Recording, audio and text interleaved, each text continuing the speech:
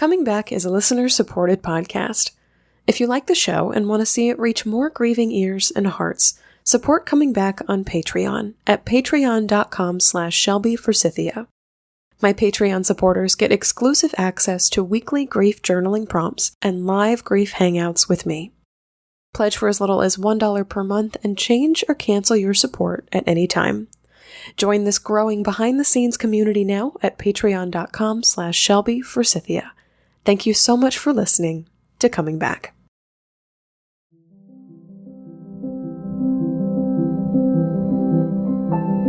Hi there, and welcome to Coming Back, a podcast about coming back to life after death, divorce, diagnosis, and more. On today's show, I'm sitting down with Cole Imperi, a colorful death care professional and dual-certified thanatologist, to talk about grief as a grief professional, what it's like to be religiously promiscuous, and how we can use our bodies as tools to move our grief. Also this week, I'm talking about the torture of reliving final memories and sharing some tips to help you ease the replaying of your own final memories with a loved one who has died. I'm Shelby Forsythia, an intuitive grief guide and coach who speaks, writes, and teaches powerful truths on grief and loss. My mom's death in 2013 set me on the path to becoming a lifelong student of grief, and I use what I learned to equip others with the knowledge to heal and remind them that they are not alone. Because even through grief, we are growing. Let's get started. Hi everyone, and welcome to Coming Back this week. Thank you so much for listening today. Just a heads up that less than 1 week from today, on Monday, June 24th, I am hosting my monthly grief support hangout. This is happening at 8 o'clock p.m. Central Time. That's Chicago time for all of you Midwesterners. Hopefully after work for most of you listening, especially if you're in the States. And this is an hour-long grief support group where we share stories, coping tips, and favorite resources for coming back. So if you've ever wanted to have like a Q&A with me, this is your chance. I want to hear how Father's Day was for you, what you're looking forward to or dreading in the summer months, as well as what's been helping you or your grief lately. So join me and your fellow Coming Back listeners for my monthly grief support hangout on Monday, June 24th at 8 p.m. Central Time. All you have to do to join us is pledge to support the podcast at patreon.com/ShelbyForsythia. Any pledge amount over on Patreon will unlock the link to join us live, and you can find that link at patreon.com/ShelbyForsythia in the show notes for this episode. This week, grief growers, I want to talk about our memories, specifically our final memories of a loved one. Whether your last memory of a loved one was seeing them in a casket, watching them walk out your door, or standing beside them as they took their last breath, these memories get lodged in our brains forever, often really, really vividly, as if it were yesterday.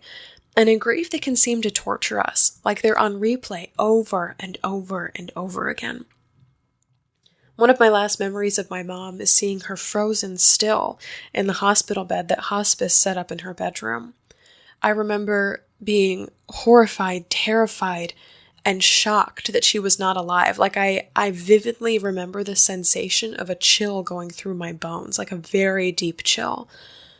My only exposure to death before hers was the death of my grandfather, who I saw prettied up in a casket when I was in the 5th grade. And this was totally different. Her face looked like a zombie, with her eyes closed and her mouth wide open. And she had lost so much weight in the last 2 years, it was like I was looking at a haunted shell of her.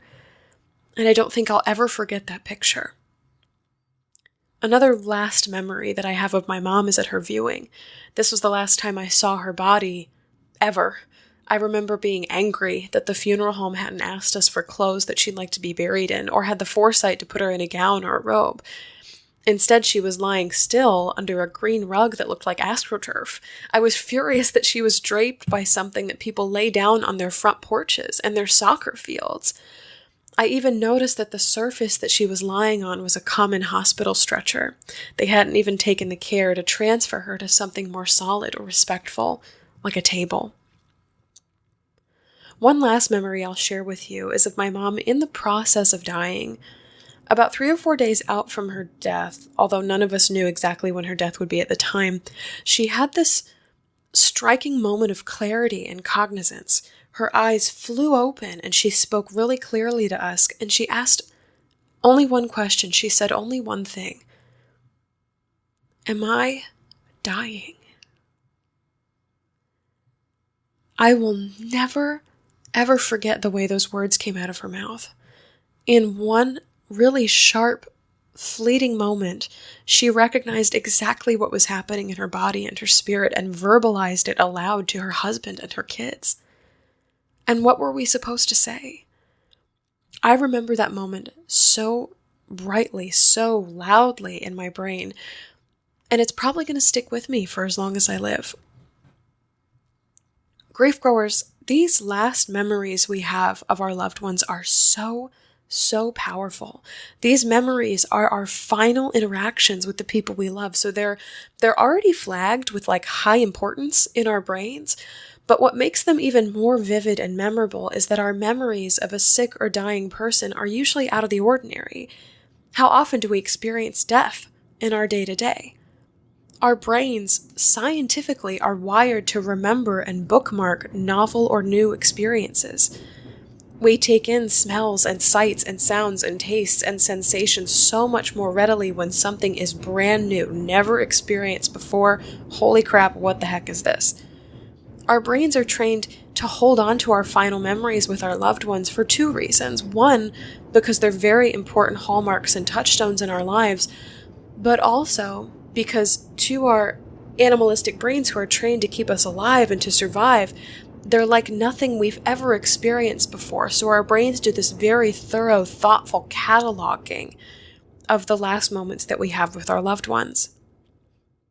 And what really sucks, and something a lot of grieving people experience, is this torturous replay of final memories over and over and over again. It's relentless. Last words, last sounds, last visuals, last touches, last everything. Over and over and over and over again. It's like those flashback scenes in movies when somebody remembers an important clue or a key to their backstory, but these flashbacks visit us all the time. And they're out of our control. We're not even looking for them to appear, and they keep showing up. And this is agonizing, grief growers. It disrupts our daily life. It keeps us from sleeping and eating and speaking sometimes. And I know in my own world, it made me feel trapped. Like death and dying, and specifically my mom's last words, her dead body, my anger and horror were haunting me. And they were stuck to me like cling film plastered to my forehead. I would relive my mom's death every morning when I woke up, and those memories were the last thing in my brain before I fell asleep. Today I want to offer you some tools for shifting last memories, not discarding or forgetting them by any means, because I don't know if that's possible, but learning to live with them and alongside them. The first tip that I'll share with you this week is to find a friend who remembers your loved one in life.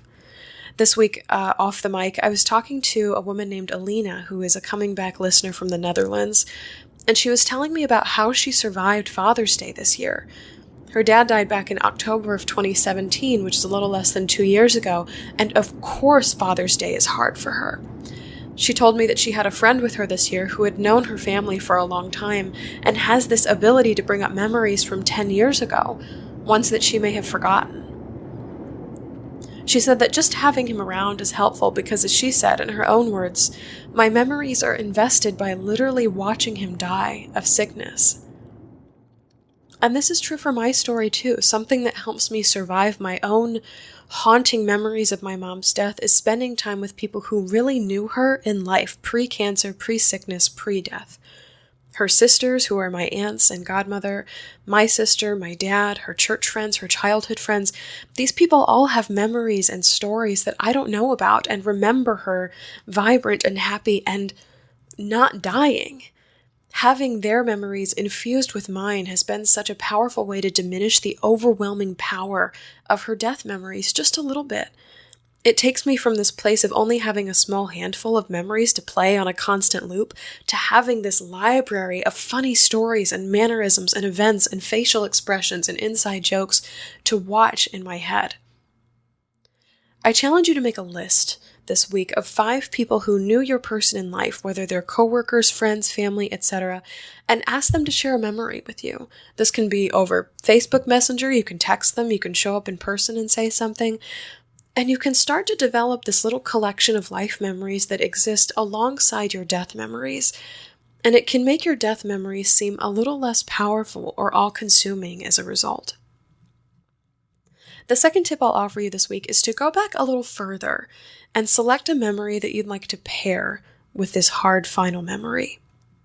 So I'll lay this out a little bit more. In episode 75 of Coming Back, which was called Endless Stories with Jessica Waite, I spoke to Jessica about the death of her husband on a business trip. He died while he was traveling. He died in the shuttle on the way to the airport, so her last memories of him were foggy. She didn't really recall a lot of that day or a lot of the experience because she wasn't there for his death. And before a business trip, he would sleep on the couch or in the guest room so he wouldn't wake her up when he got up early to catch a plane. I asked her in our interview if she was troubled or upset about her last memories of him, and she shared a really neat tip with all of us.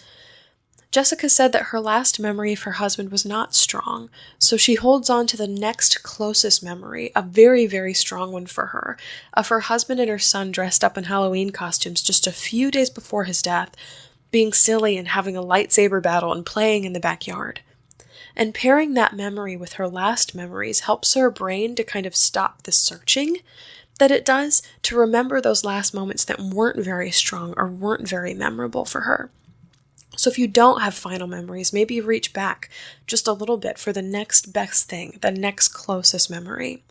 Especially if you were not in touch with your loved one before their death, or maybe they were far away, why not choose the memory that was next closest to have on replay?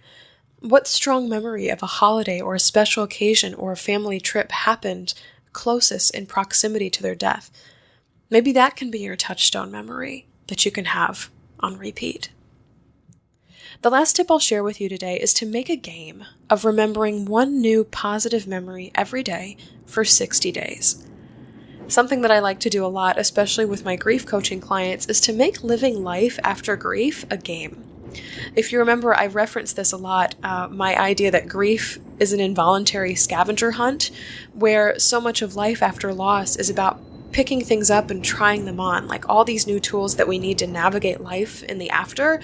We pick them up, we try them on, we see if they suit us, we keep them if they do, we put them down if they're not. And it changes this pressure that we often feel to find what works for us immediately in the aftermath of loss, to turning it into this game where we get to go on this scavenger hunt of what really works for us now, and the pressure is kind of taken off there.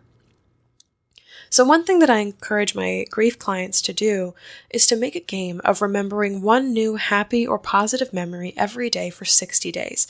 You can literally use anything as a trigger for a memory. So, for example, the traffic outside reminds you that one time you were stuck in traffic together and made a really rockin' playlist on the way somewhere. A cat sitting on your lap reminds you of the day that you adopted a cat together and the argument that you got into picking out a name for him. The sound of a piano on the radio reminds me of the piano recital that you performed in when you were 7 and you saw them up there in the crowd in the stands. If you have photos of your loved one, or if other people have photos of them, you can use those to help trigger your brain to remember too. So for 60 days, I encourage you to pick a theme or an object and remember something about your loved one that includes that theme or object every day. It's a really fun way to challenge your brain to remember and hang on to new memories of your loved one, and it's constantly asking your brain to do an audit of everything that's in there to locate happy or positive things. In that way, our brains can rewire in the direction of those memories, those feelings, those experiences, instead of literally wearing a mental groove in your brain that replays these final torturous moments over and over and over again. It's a really neat trick.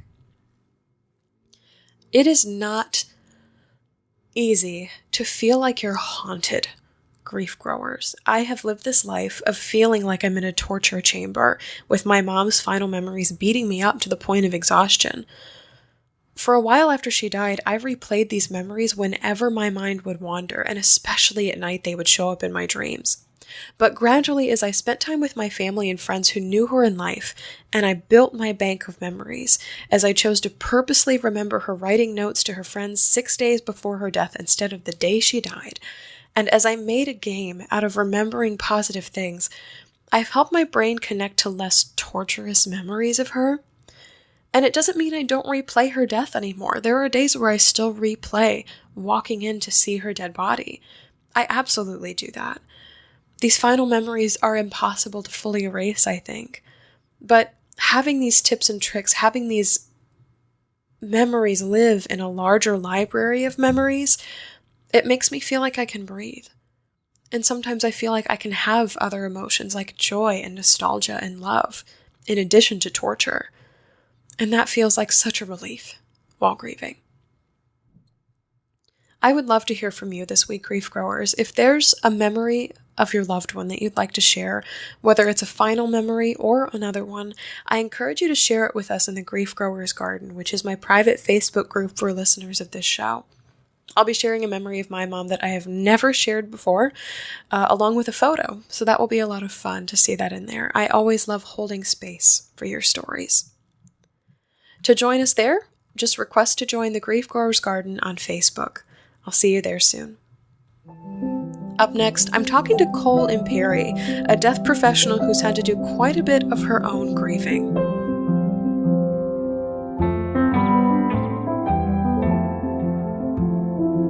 Grief is setting sail, twice, on the 2020 bereavement cruises. To join a boatload of grieving hearts for interactive grief workshops, heart-healing craft projects, circles of hope, and a beautiful candlelit night of remembrance at sea, request more information at comingbackcruise.com. You'll be contacted by the cruise's organizer and previous Coming Back podcast guest, Linda Finley, to hear more about your choice of 2 tropical cruises setting sail in 2020.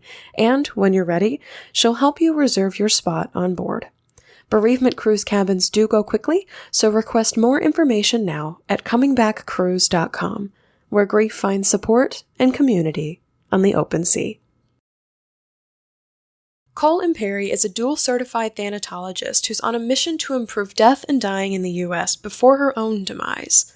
She's also a public health educator with a knack for making difficult topics like death, dying, grief, and bereavement accessible and sometimes even exciting. Cole has worked with more than 125 funeral homes, cemeteries, crematories, hospices, and other end-of-life-related entities as a consultant over the last decade, and co-owns a data-driven death care improvement company called Dead Ringers. Cole is currently the host of 2 podcasts, Life, Death, and Tarot, and The American Thanatologist, and is working on 2 books. She's also pioneered the field of thanabotany and concepts like shadow loss and lilac days. You can find her work at americanthanatologist.com and support her work as an independent thanatologist on her Patreon page. You can also purchase her thanatology and grief-related merchandise, all of which she designed. Well, Cole, I am delighted to have you on the show today because, in a weird way, as you said, we are cut from the same cloth. We talk about death, we make gardening metaphors, and we both know that it doesn't take death to constitute a loss. So welcome to Coming Back, and if you could please launch into your loss story. Thank you so much for having me and inviting me into your space. One of the things that really struck me was how just kind, I would say, your community is. So hello, everybody. Thank you for having me. So I'm a thanatologist, and thanatology is the study of death and dying. And I've been involved in this work in all kinds of ways for more than a decade now. And like every single human being, I have had loss in my own life. But I will say that my loss and my multiple losses in life were not what was the catalyst for me to get into this work. Over the years, working with funeral directors, all kinds of people in end of life, even working with other death doulas and things, a lot of people found that work because of a loss. And I'm a little bit different in that my losses did not impact this entrance into the field. The field kind of found me. So that said, I think I will share, you know what, I want to talk about a really recent loss. My sister died in March of this year, 2019. And I want to bring that up because that's a recent loss. And for somebody like you, Shelby, we're very educated about grief, right? Loss, death, dying, what to expect, all that stuff. And then, going through my sister's loss showed me a whole new side of loss that I had never considered, looked at, or thought about. And it's that people who work with death, with end of life, with loss, with grief, when they have losses in their own life, what is that like, right? Because I think back to my very first losses when I was a teenager, and I knew nothing about what to expect, right, with grief. And then now as an individual who's now in her 30s, and I've been around so much loss, to weather one is a totally new experience. And it kind of took me by surprise. So one of the things that I learned since my sister died is that one of the comments that I often got from people were, oh, like, I'm so sorry to hear your sister died. I bet you're already done grieving, right? Because you're an expert in death. Ha ha. And I'm like, whoa. And I heard that a lot. Shelby, you've talked about this. I forget with what guest, about like things people say, right, when they're trying to be supportive. Oh yeah. So this is new for me. So people are like, "Oh, well, you're an expert in death, so you must not really have been that sad." So that's been very eye-opening. So now one of the I always look for, instead of asking why something happens, I always ask what. What can I learn? So what can I learn from this experience after losing my sister? Now, if there's anybody else in my world that works with end of life, death, or dying, and they post or share about a personal loss, I make it a point to super directly make sure to reach out to them, because now I know from going through it that a lot of people make an assumption that if you have an expertise in this area, that you don't grieve as hard.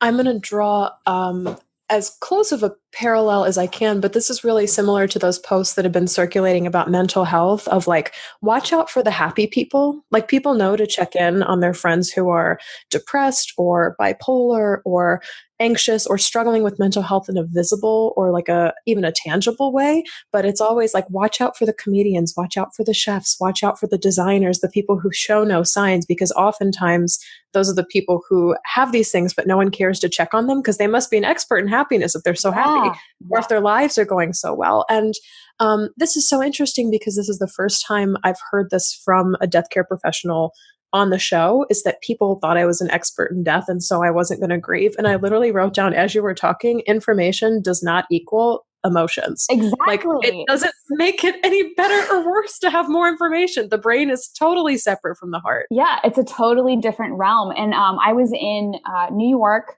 last weekend, and I attended a little funeral event.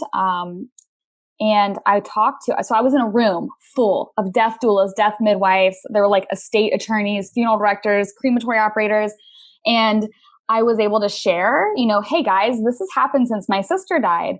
And everybody was like, oh yeah, yeah, yeah. Like, it's this apparently thing that is understood among deaf people. But I mean, I had never heard anybody talk about this. And then all of a sudden, this was like the sort of quote unquote support that I was getting. And it really, honest to God, it like took the breath right out of me, because it's like, it was so unexpected. And so that's been humbling for me, someone who's been in this work for over a decade, to be in a situation where you don't know what to say, I'm just like, whoa. So anyway, that's my recent loss story. I'm curious to know then, because so many people, including myself, get into grief work because of a loss that we've experienced. How did thanatology enter your world then as an option? Because not many people growing up are like, oh, I think I want to work in the death industry. Yeah, and I definitely was not that person. When I was a kid, I wanted to be like a singer, and then I thought I was going to do fashion. And if you look at me, I have like dark green hair. I really am into fashion, like so much. And death, honestly, it followed me. I very actively, directly, and distinctly like significantly altered my career path in my 20s specifically to get the heck away from it. And I ran right back into it without even seeing it coming. And let's see, like the tail end of my 20s, I went through a process by choice called vocational discernment. Vocational discernment is something that religious people who are like trying to figure out if they want to enter the priesthood or if they want to become a nun or a brother go through. It's like a multi-year process, and you discern if this is truly your vocation or not. And I contacted a local order of sisters. I contacted people from all different faiths to help me go through this process. It took about 18 to 24 months. And that was when I came to terms with the fact that this is my calling. And also learned that callings are not easy and they're not fun all the time. They're very rewarding, but they're really difficult and challenging. So it kind of found me. And at no point was I ever like a kid being like, oh, I want to be a thanatologist. I didn't know what that word was till I was in my 20s. And now I'm dual certified. So I've gone to school or certification for that more than once just to get educated from different schools of thought as well. So, yeah. That's so fascinating. And I'm curious, I mean, I'm picturing you, I've seen photos of you with like the green hair and like the fashionista element, like hanging out with nuns being like, tell me what to do with my life. And it seems like the plot for like a sitcom or some kind of movie or something like that. Yeah. Was there religiousness in your history or background, or have you had to do some kind of uncoupling? Because sometimes religion can be really great for grief and death work, and sometimes it can be really toxic. Yeah. So this centers on the idea that sometimes our greatest strength can also be our greatest weakness, right? Like you might be really great at focusing, but there are times in life where you need to not be so focused and pay attention to things that are going on in your environment. So I kind of have formed a relationship with religious traditions on a personal level that are like that. I believe that religion can be a great strength in your life, but it can also be a great weakness, right? Like there are ways that we can use religion or religious beliefs as a way to keep us stuck or keep us defeated and keep us in negative patterns. So I was raised Roman Catholic. I went to Catholic school through 8th grade. And in 8th grade, I decided I did not really resonate with what was being taught. And so I chose to go to public high school. In high school, I sort of became one of the Jewish kids. I went to a public high school that like over 10% of our population was Jewish. And I just fell in with that group and people just thought I was Jewish. And I started to observe Shabbat at like 13 or 14. That's Friday night ritual, light candles, unplug from technology, hang out with each other. And then in college, or by the time I hit college, I was really angry at religion. And I was so angry that I decided to channel that anger by getting a degree in it. I got my bachelor's is in journalism, and then I also got a degree in Judaic studies. So I learned to read and write biblical Hebrew in college so that I could read the biblical texts in the native language and understand the linguistics of the time. Like I was so angry at religion that I was like gonna be able to speak it. And then after that, I found out that I was Jewish by blood, and this had been kind of withheld in my family, and a DNA test like confirmed that. Many years later, I ended up getting my bat mitzvah done when I was over in Israel, and I got a Hebrew name and all that stuff. But to this day, right now, I would not identify as a religious person. I would identify as spiritual. And I currently am very closely associated with a Buddhist Sangha that is based out of New York City that has a big emphasis on death. So I am what you might call, my friend Amy Cunningham, who's a funeral director in New York, she calls herself religiously promiscuous, and I identify with that very much so. Oh, I love that phrase so much.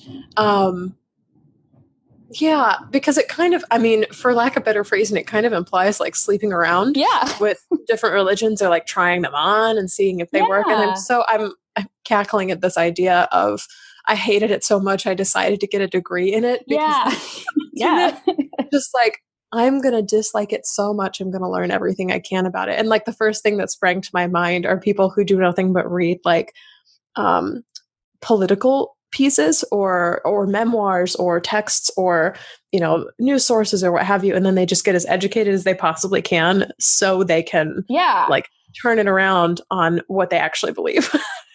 Yeah. And at some point I got to the point where I was like, dude, do you want to carry this anger around that you will never be able to do anything with? And then at that point, that was when I really learned about forgiveness, truly. And my work in death over the years has really helped me get to a place with of what I would call presence to all faiths, all belief systems, all religious viewpoints, where I am just so happy to be in the room with it.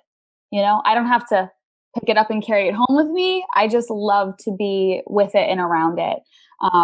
So I know that is an experience that I think quite a few people, get to. And also it helps not being 18 years old and angry at religion, but Yeah.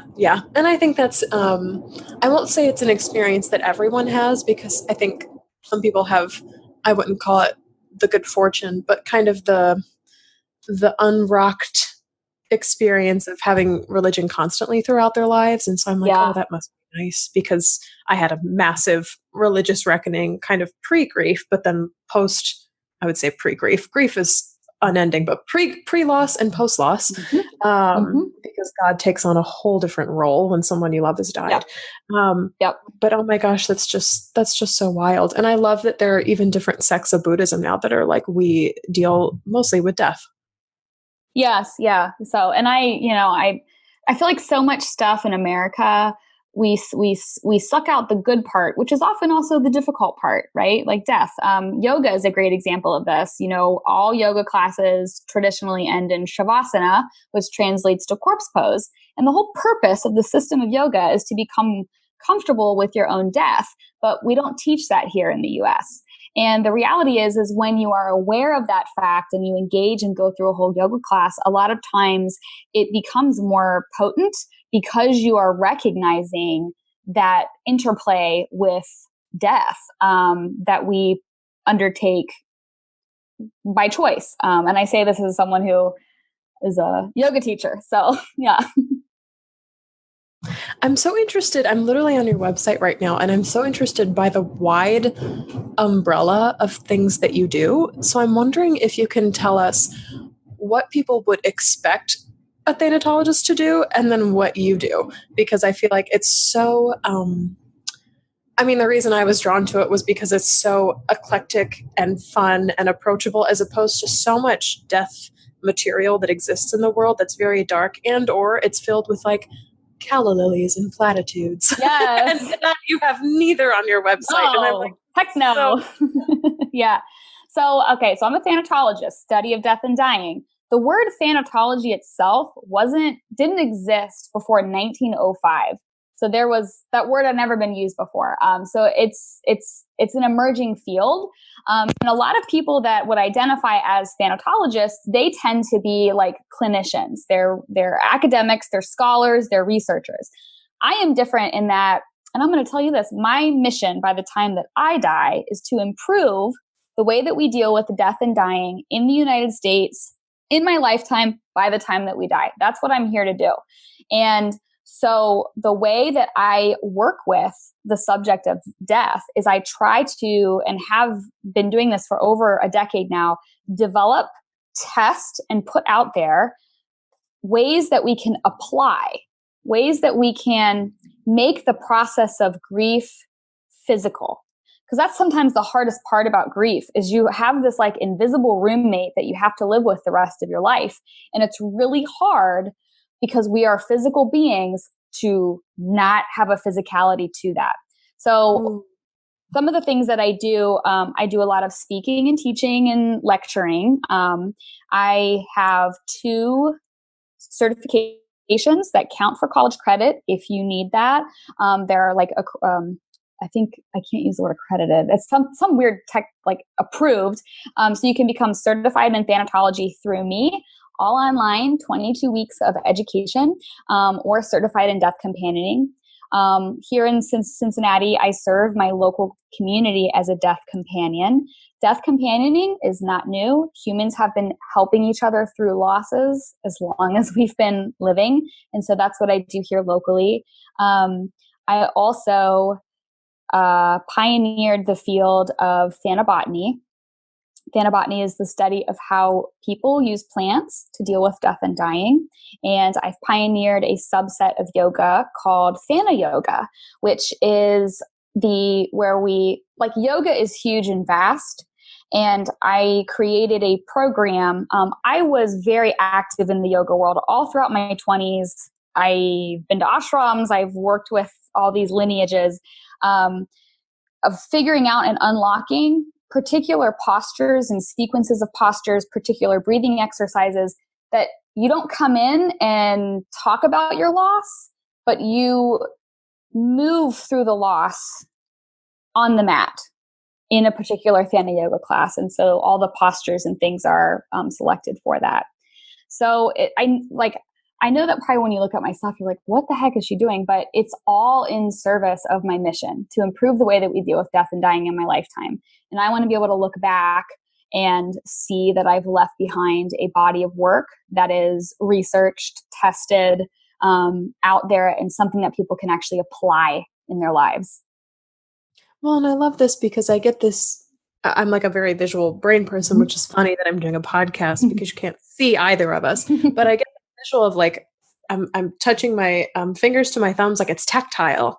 Like all of a sudden you've given me something to hold on to where for the most part, and you mentioned this as well, grief, we've made grief, especially in the United States, something that lives in our minds or in our hearts and not a physical expression. And so to be able to touch it or move through it on a mat or take some kind of course where you're writing things down or you're interacting with other people, all of a sudden that puts grief into the realm of the physical as opposed to the mental or the ethereal or the spiritual. And you can it becomes sticky, like you can get a grip on it. And it's the coolest thing. And something that's coming to mind right now is Elizabeth Gilbert just released her book, City of Girls, literally last week or the week before.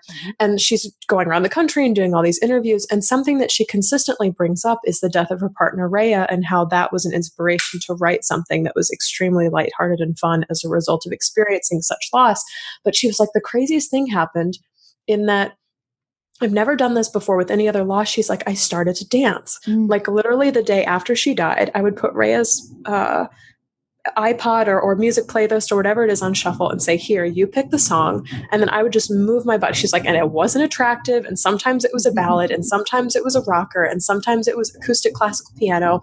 And sometimes it was like screamo emo or whatever it was. And she was like, and I would literally just move the energy of grief out of my body because it is this thing that needs to be moved, geolocated. Yeah. I believe this is informed by my specific, experiences working with the dying and stuff over the years, that grief is actually, yes, it's physical. There's definitely the mental, emotional part, but there's something in our bodies that our bodies need that can really help us move through it.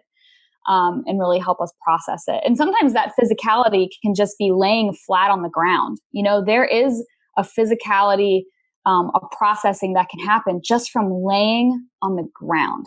I mean, think about, have you ever laid outside under a tree, just laid there? Oh, yeah. That's physical and that's very moving. So it doesn't mean that you have to go run around the block to have that experience, but the body is a tool that we have to help us move our grief. I absolutely love this. And it's something that comes up in my own grief story as well, because the way that my grief started to move was literally through temper tantrums and I would shriek and hit things. And I was like, I'm not usually a violent person. And so with the physical death of my mother, I also had to embrace the death of an old identity of being a non-violent or a non-angry person. And I was like, ooh, I'm going to inhabit this now and just let that take over and see what happens. But yeah, I became very physically angry, and not towards other people or living things or animals, but there was a couple of pillows, a wall, and a car that got a lot of beating from me. That was really interesting to watch. And even now I'm kind of fascinated as an observer of my own experience. I'm like, oh, that's really interesting the human needs to hit things when she's grieving. Yep. Like it's, it makes me laugh sometimes, but then at the same time, like when I'm experiencing grief or when I'm stressed, I'm like, okay, where can I physically channel this into? I'm curious, as you talk about death companioning, it sounds like something that's so, now that you've been trained in it, like a run of the mill thing. And so many of us are, I don't want to say lacking in that department, but we don't know we need it until it's too late. Like, holy shit, I didn't know I needed to be a companion for this death. And now someone is dying. What do I do? So I'm wondering if you can share some insight for people who are listening, who are maybe in the process of actively companioning someone who's dying, or if they're anticipating that in the future. Yeah. So death companioning is a role that we can take. You can become a death companion to yourself or to other people, even to groups of people, like to communities, to companion people through a loss. And death companions can show up as soon as, like as early as, let's say, diagnosis. Like somebody finds out that they are terminal and then they are like, I need a death companion to help me just sort this out. Death companions can be present all the way from diagnosis, all the way through dying, active dying, death, immediately after a death, post-death. And there's even a subset of death companioning that looks at care of the soul, like long after the person is gone. But most death companions will specialize. So you'll have some death companions that are what are called vigil doulas. That means that they're trained in recognizing, identifying the signs of active death. So they can be in the room with the person as they die, and they become that sort of grounding presence for anyone else that's in the room. And it kind of lets everyone else in the room feel like, okay, Cole's here. She's been around a lot of dying people. So if she's not freaking out, I'm not going to freak out. So that's like a very specific subset of death companioning. A lot of people get into death companioning because of a loss that they had. Like they did it for somebody and they found the immense rewards and the very rewarding experience that comes from it. So you might hear terms like death doula, death midwife, vigil doula. There's even something called an abortion doula in the United States. There's all different types of loss companioning that come along with this. And it varies from doula to doula. There are some death companions who don't want to be around dying people, but they're really, really great at all the advanced planning. And so that's the area that they focus on. This is nothing new. As long as humans have been living, we've been dying. And there's always been people. This is actually a lot of what I researched in my recent fellowship that I completed earlier this year. I was looking at the role of what you might call healers in our communities. And I'm talking about thousands of years ago, even hundreds of years ago. Anytime someone was dying, there's always someone in town that people would know who to call. They'd be like, oh my gosh, so-and-so is taking a turn for the worst. Call Shelby, right? That is death companioning. Usually that person is might be religious, right? Like usually that's attached to somebody in religious communities. But part of why this seems like it's a new thing is because in the United States, it's now really, really common to not live in the city or town that you were born in or that your family resides in. And it's really, really common to not be like deeply attached to a religious community. So who do you call if you are away from your family and friends and away from your community sort of where you originated and you're not attached to any religious traditions? Well, death companions. And I can tell you that anybody that I have worked with individually, none of these individuals had a deep religious connection, or they were in Cincinnati, but they're not from here. So that's sort of death companioning in a nutshell. They provide non-medical, non-judgmental support. I love this. And it's kind of, I literally just wrote down death companioning as being a rock in the room or the touchstone for everyone else. Mm-hmm. And that's so cool because and so valuable, and anybody can do that. And it's so important because grief is something that literally uproots and unanchors almost all of us, especially if we're going through it for the very first time. And it's like, there is literally no ground underneath my feet. And I have this sense that death companions can be like, well, it's not the same ground that you were on before, but at least I've been here before. And so, yeah, I love this sense of if I'm not freaking out, you don't have to freak out. And that's really helpful. And that's something I saw kind of glimpses of with hospice because they were attuned to signs of death and kind of told us what to look for. And so we could kind of play, I mean, for lack of better phrasing, like a morbid I Spy with my mom and be like, I spy some closed eyes. And like kind of as she was getting closer to death, I've never phrased it that way before. So that was really helpful because the whole thing seemed less foreign or scary. Yeah. Yes. But that's pretty incredible. I wonder, and please let me know if this is something that is or is not off limits to talk about, but were you able to companion your sister earlier this year? No, I was not. And that's another interesting thing I'm happy to share and bring up because it's my experience. But, I learned so much from her death. I thought that going into it, like, oh my gosh, my sister is going to die. We're probably going to connect over this, right? Like she's going to reach out to me. Like we're going to bond over her death and go through it together because this is what I do for a living. But sometimes people react by like, she did not want to die.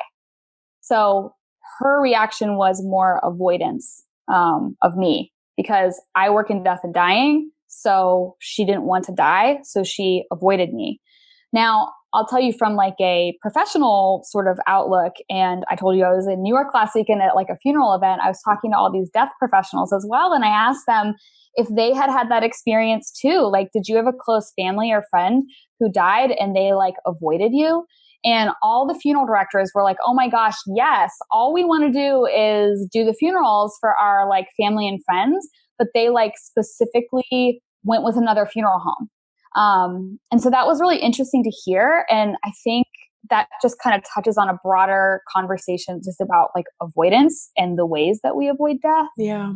So it's interesting. So I have done, anybody who works with end of life and like dying, we all tend to, have counselors or therapists that we just regularly check in with. So I've done the hard work of sort of processing and understanding that. But again, this has just been a takeaway for me from her death. Like all of these things that I learned that, there's no book about this. And I know that you have a lot of listeners who are professionals, in some way with loss as well. So hopefully that is helpful for them to hear. One of my favorite people in the death care industry is a man by the name of Caleb Wilde, who actually came on season 2. Caleb, yes. And he wrote this book called Confessions of a Funeral Director, and he wrote the most hilarious Facebook post the other day. And he's one of the few people, like professional pages that I follow. And he wrote this thing about, he's like, funeral directors won't make you die. Like, we don't have that power. But somehow there's this spookiness or this hauntedness that comes with being comfortable with the death care industry, where people are like, oh no, you're wishing it on me. Or even a woman came on the podcast even earlier this season named Susan Angel Miller. And she's like, just by the organ donation woman visiting my doctor's hospital room, I felt like maybe they were speeding along death. When in reality, she found out later, like, that's not the case. They don't have any control. Like, they don't have any sway over that. They're just, we're just doing our jobs. And so it's really interesting. So I'm wondering, what can we say to people besides we won't make you die just by exposure to us? We're not that powerful. About people in the death care industry or people who are comfortable with death. Like, more or less, we want to be allies with you. Right. So I think for me, and I guess the place that I've gotten to with my work is like for example, in my death companioning course, I have like a little unit on this now about, professionals who work in a field that sort of have the opposite experience than what you might think. And it's replicated in other professions. So I did a little research on this, and I actually found that, for example, a lot of surgeons, like heart surgeons, there's like this like common thread that I kept finding where they would have these heart attacks and they like knew all the symptoms because that's their expertise. But it was happening in themselves. And so it just kind of got skipped over. And then also there's been research that shows that for like physicians and surgeons, that their coworkers might recognize signs and symptoms of things, but are less likely to say anything because they assume, oh, you got it. So what happened here, like in my particular experience, is something that I have started to see that is actually replicated what seems to be across most all other professions. So I don't know. And this is something I'm looking forward to spending time figuring out. Like, well, what can I do here that actually creates a tool that others can apply. That's so fascinating because it's almost like your brain automatically is, how can I make this go beyond me? Like, how can I make this applicable to other people as opposed to just my experience? Yeah, I mean, I guess I've had a lot of loss in my life, and I think I learned through the hard way that asking why did this happen, why me, that really doesn't, even if you get an answer, it doesn't make you feel any better. But asking what questions does. What can I learn? What did this show me? What did this teach me? You can do something with that. And I always feel better knowing that I did something instead of not doing something. Wrapping up this conversation, I want to let people know first where they can find your podcast, because if you're already listening to a podcast, that means you know how to do it and you can just go subscribe right now. But then also where listeners can find every single other thing you do, your courses, your studies, your talks, everything. Yes. So you can find me at Americanthanatologist.com, or if you search thanatology, I'm going to pop right up there. And everything that I'm doing is linked from that American Thanatologist webpage, including my podcasts, which are Life, Death, and Tarot. And then I have a second podcast called The American Thanatologist as well. And those are like free and available at your convenience. They're so much fun. And podcasts are a great way to let people get to know you without kind of on a mass scale. Like, I don't have to have phone calls with every single person that listens to the show, but if you listen to the podcast, you get a pretty good gist of who I am, my values, my leanings, my slants, and the vocabulary too. Like, what's the vocabulary that we use to talk about grief and loss? And I think that's so much of your work too, is what are the words? Yes. So podcasting is wonderful, and it helps anybody going through a loss feel less alone, as evidenced by your podcast and your work. I love it so much. Well, Cole, I have just been delighted by this conversation, and the life that you bring into death work, I think, is so absolutely refreshing. So thank you for joining us on Coming Back today. Thank you so much. And what a wonderful compliment to receive. I really appreciate it.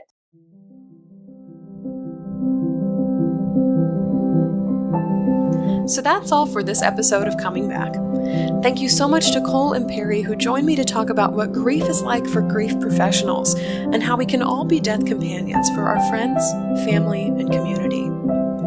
Cole came back by asking what instead of why, and by connecting with other grief professionals to talk about what it's like to grieve in the death care industry. You can find a link to Cole's website where you can find her podcasts, courses, and so much more in the show notes. To keep this little grief podcast going and to receive insider bonuses like weekly grief journaling prompts, podcast swag, and live grief support from me, pledge to support the show at patreon.com/ShelbyForsythia. Our next live grief support hangout is this Monday, June 24th at 8 p.m. Central Time. If you liked what you heard today, subscribe to Coming Back on Apple Podcasts, Spotify, Google Podcasts, or tell a friend about Coming Back, because you never know what someone you love is going through. Thank you to Addie Goldstein, who composed our theme music. You can find me on Facebook at Shelby Forsythia, Intuitive Grief Guide, Instagram at Shelby Forsythia, or simply shelbyforsythia.com. If you'd like to leave a question or comment for a future show, email me at shelby@shelbyforsythia.com. As always, my dear grief growers, it was beautiful sharing this space and time with you today. I see you, I am proud of you and the work that you're doing in the world, and I love you. Because even through grief, we are growing.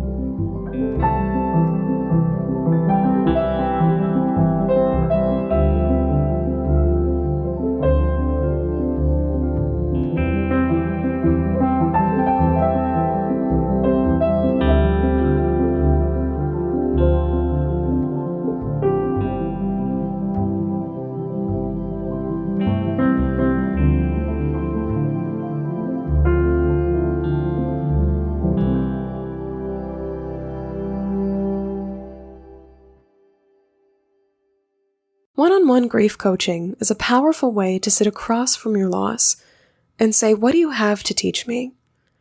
If you're ready to start sharing your story, or you're looking for tools, exercises, and a map forward in the aftermath of loss, please head to shelbyforsythia.com/grief-coaching to fill out an interest form.